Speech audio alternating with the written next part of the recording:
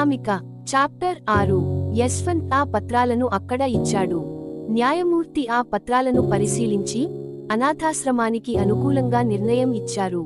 Trustee Yashwant వద్దకు వచ్చి, మీకు చాలా చాలా ధన్యవాదాలు, కాని ఆ పత్రాలు మీ దగ్గరకు ఎలా వచ్చాయి అని అడిగాడు. నిన్న ఎవరో అనుకోకుండా ఈ పత్రాలను నా ఇంటికి పోస్ట్ చేశారు అని అన్నాడు యశ్వంత్.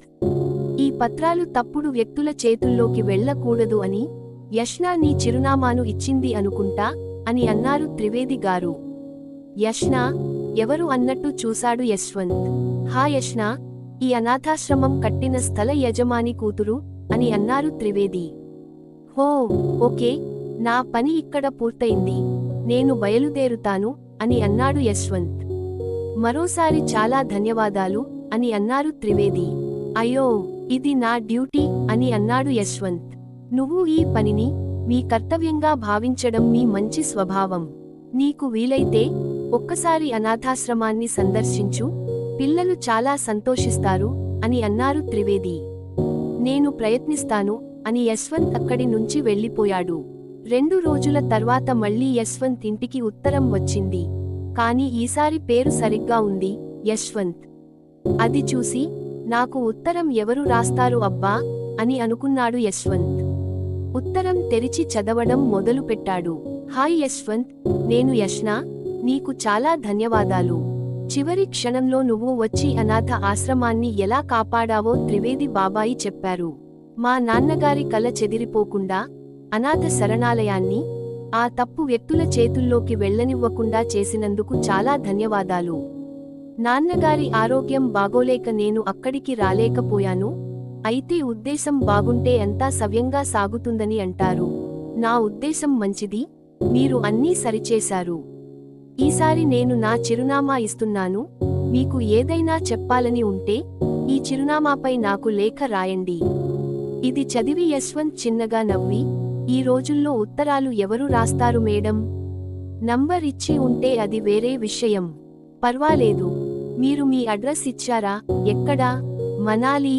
హో, అయితే మీరు మనాలిలో ఉంటారన్నమాట అని అనుకున్నాడు. యశ్వంత్ యష్నాకి ఉత్తరం రాయాలని నిర్ణయించుకున్నాడు. మరుసటి రోజు ఆమెకు ఉత్తరం వ్రాసి పంపాడు. కొన్ని రోజుల పాటు వారి మధ్య ఉత్తరాల పరంపర కొనసాగింది. ఈ సంభాషణల సమయంలో వారిద్దరి మధ్య ఎప్పుడు ప్రేమ మొదలు అయిందో, ఒకరినొకరు ఎప్పుడు ఇష్టపడటం మొదలుపెట్టారో వారికే తెలియలేదు. నీ ఉత్తరం కోసం ఎదురుచూడడం నా జీవితంలో ఒక అందమైన క్షణం. నీ ఉత్తరం రాగానే నన్ను నేను మరిచిపోయి ఉత్తరం చదువుతూ ఉంటాను. దీనినే ప్రేమ అంటారా అని యశ్వంత్ తనలో తానే మాట్లాడుకుంటూ కూర్చుని యష్నా గురించే ఆలోచిస్తున్నాడు. అప్పుడే అక్కడికి రాజ్ కుమార్, కోమల్ వచ్చారు. కన్నా, ఏమి ఆలోచిస్తున్నావు అని అడిగారు రాజ్ కుమార్ గారు.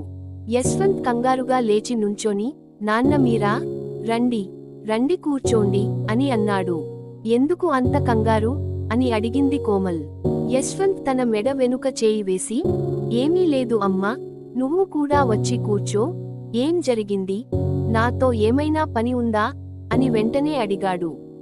పని అయితే ఉంది, ఇది చూడు, నీకు కొన్ని సంబంధాలు వచ్చాయి. అమ్మాయిలు చాలా బాగున్నారు, వారి కుటుంబం కూడా చాలా బాగుంది. చూసి నీకు ఎవరైనా నచ్చితే చెప్పు అని అంది కోమల్. కోమల్ గారి మాటలు విని యశ్వంత్ ఆశ్చర్యపోయాడు. హా, అవును, నా స్నేహితుడు ఆ జడ్జ్, అతని కూతురు ఫోటో కూడా ఉంది. మాకు బాగా నచ్చింది. అయితే పెళ్లి చేసుకోవాల్సింది నువ్వు. ఒక్కసారి చూసి నీ అభిప్రాయం చెప్పు అని అన్నారు రాజ్ కుమార్ గారు. నాన్న, కొన్నాళ్ల తర్వాత పెళ్లి చేసుకుంటా అని అన్నాడు యశ్వంత్. సరే, కొన్నాళ్ల తర్వాత చేసుకో, కాని కనీసం ఒక్కసారైనా ఫోటోలు చూడు.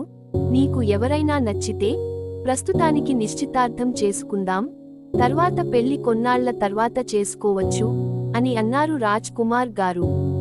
కొన్నాళ్ల తర్వాత పెళ్లికి ఫోటోలు చూడాల్సిన అవసరం ఏముంది అని అన్నాడు యశ్వంత్.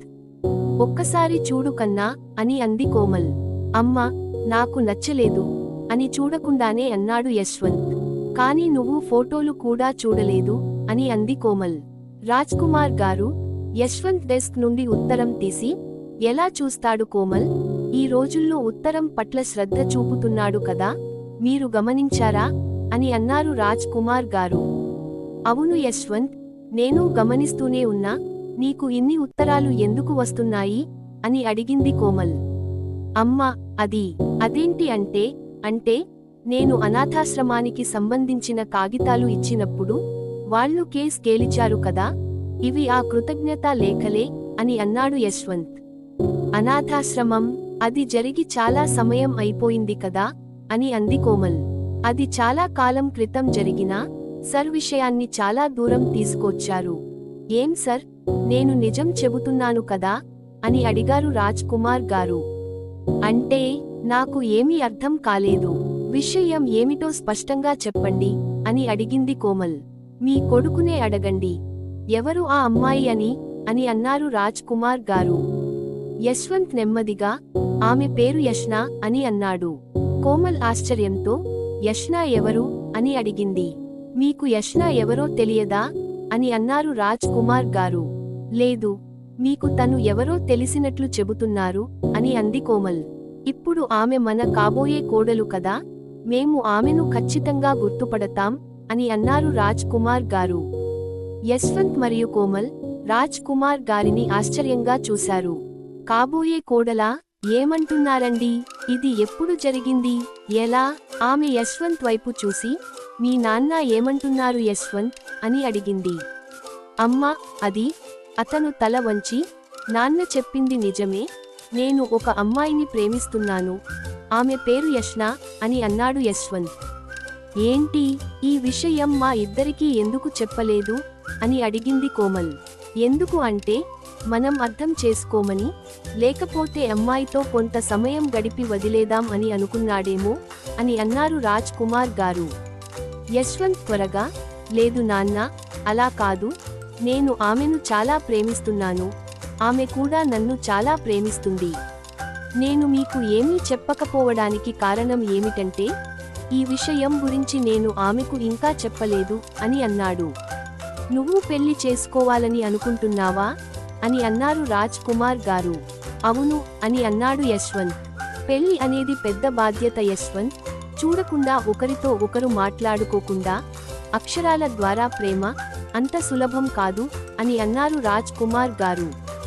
నాకు తెలుసు నాన్న, మీకు చాలా వింతగా అనిపించవచ్చు అని అన్నాడు యశ్వంత్. ఇది వింతగానే అనిపిస్తుంది కన్నా, నువ్వు ఆమెతో ఇప్పటి వరకు మాట్లాడలేదు, కలవలేదు, మీరు లేఖల ద్వారా ఎలా ప్రేమలో పడతారు? నువ్వు ప్రేమగా భావిస్తున్న వ్యక్తి మరేదైనా అయితే ఈ రోజుల్లో ఏమి జరుగుతుందో నీకు తెలుసా? బహుశా ఆమె అమ్మాయి కాదేమో అని అంది కోమల్. అమ్మా, అలాంటిదేమీ లేదు అని అన్నాడు యశ్వంత్. సరే, అయితే ఒక పని చేయి, ఆమెను నిన్ను కలవమని అడుగు. మీ అమ్మ నాన్న అంటే మేమిద్దరం కూడా నీతోనే వస్తామని చెప్పు అని అంది కోమల్. అమ్మా, మరికొద్ది రోజుల్లో తను ముంబయి వస్తుంది, అప్పుడు కలుస్తానని చెప్పింది. ఒకసారి కలిసి మాట్లాడదాం అనుకున్నాను, ఆ తర్వాత మీ ఇద్దరికీ తన గురించి చెబుదాం అని అనుకున్నా అని అన్నాడు యశ్వంత్. అయితే తను ముంబైకి వస్తుందా? సరే అని అన్నారు రాజ్ కుమార్ గారు. ఇద్దరు రూమ్ నుండి బయటకు వెళ్తూ, ఇప్పుడు రాత్రంతా ఆమె గురించే ఆలోచిస్తూ కూర్చోకు, నిద్రపో, రేపు ఉదయం ఆఫీసుకి వెళ్ళాలి అని అన్నారు రాజ్ కుమార్ గారు. సరే నాన్న అంటూ తన రూమ్ డోర్ మూసేసి బెడ్ మీద పడుకున్నాడు.